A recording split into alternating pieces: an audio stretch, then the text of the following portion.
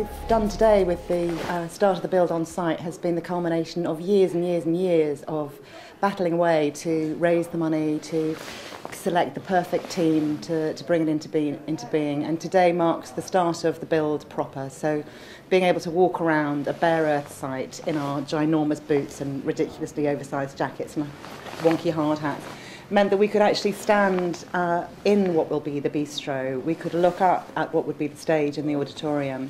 We could walk around the floor that will be the space that belongs utterly to our Young Everyman Playhouse programme, our community groups, our education groups, and really visualise the building taking shape around us. We're absolutely building for the future, because the way designers and writers are working now, we don't want to constrain them. By the same token, we wanted the theatre to have a personality. The theatre has sort of taken its place pretty much exactly. Here's Hope Street running along here. Here's the cathedral up here.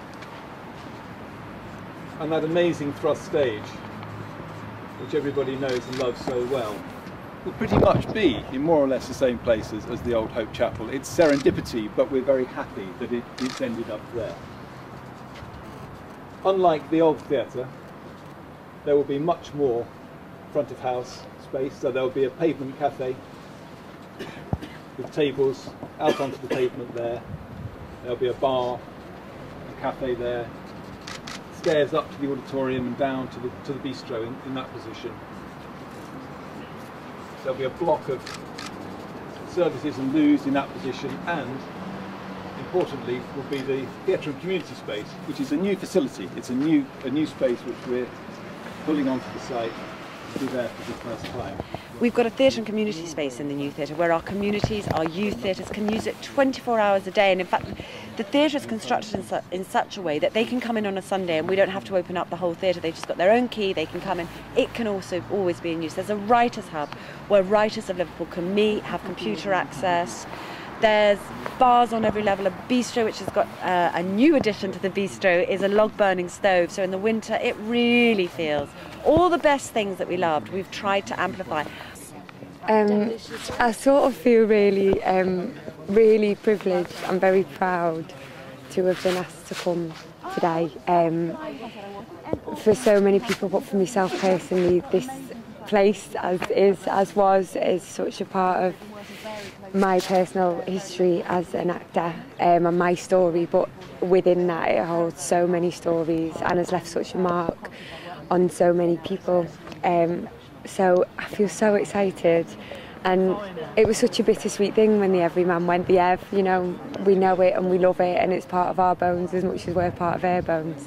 But to just stand here today and know what it's going to be and what it's going to be able to do, you know, is really, really special. Just above my head, there's going to be so much great, you know, plays and theatre, and it's just the smell of the earth and all that, you know what's coming. It's brilliant. I love it. It's a really magical space that can be anything we want it to be, really, but has a personality, because lots of those sorts of spaces don't. And I think the other beautiful thing is that the bricks from the old Everyman auditorium have been recycled to build the new Everyman auditorium, so it will have that sense of history within it. It will enable a new generation of theatre makers to make more work on a wider scale. There'll be community theatre space, there'll be rehearsal space. The conditions for actors will be incomparably better, because the old Everyman did, you know, succeed in adversity when it came to, you know, backstage conditions particularly. So all that will be a huge improvement, we're sure. And it will take time for the chemistry of the building to bed down. I mean, any new building is always going to take time to bed down, particularly when it's a theatre. But what I hope we have done, and what we're certainly trying to do, is to set the conditions for it to be a convivial, communal space where people do feel at home. The contractors, Gilbert Ash, are doing amazing work on site already. They've been doing 2 months of site prep. They're on time, everything's, touch wood, going very well so far, and they've been working very creatively with us already to make sure that we're making every element of the building the best that it can possibly be. And the other switch today, as well as switching over from preparation to build, has been about launching a fundraising appeal to invite everyone who loves the Everyman and believes in what it's about, which is not just a beautiful theatre, not just a great bistro.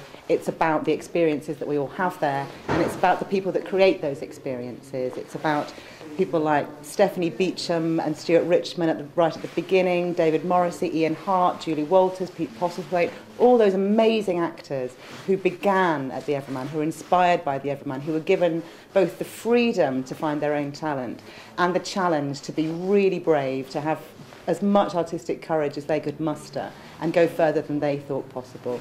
That's what the Everyman's about, and that's what we're appealing to those like us who adore the Everyman for that, to help us to support new generations of talent that will make the Everyman their own and give us extraordinary theatrical experiences that we can't even begin to imagine yet. So it's a milestone, an important milestone. I'm delighted to hear that the work is on schedule, if not ahead of schedule, because getting off the ground is the most difficult bit. Final quote that I'll end on, which has really been what's been driving us from the moment that we last all gathered on that spot to say goodbye to the old building to this moment where we're really focusing on saying hello to the new building. This was an extract from, we had two speeches on the day. Stuart Richmond, who was in the first company at the Everyman in 1964, made a speech about what it meant to him and to his contemporaries as young actors starting out on their careers in 1964, and handed over, effectively, the Everyman's future to Young Everyman Playhouse and the future generations, as embodied by Whitney on the day. Thank you very much. But this was just the most beautiful quote, and that, I think, if there's anything that defines how we're approaching what that building will be and what it will make possible, how open it is to new ideas and the imagination of future generations, that quote nails it perfectly.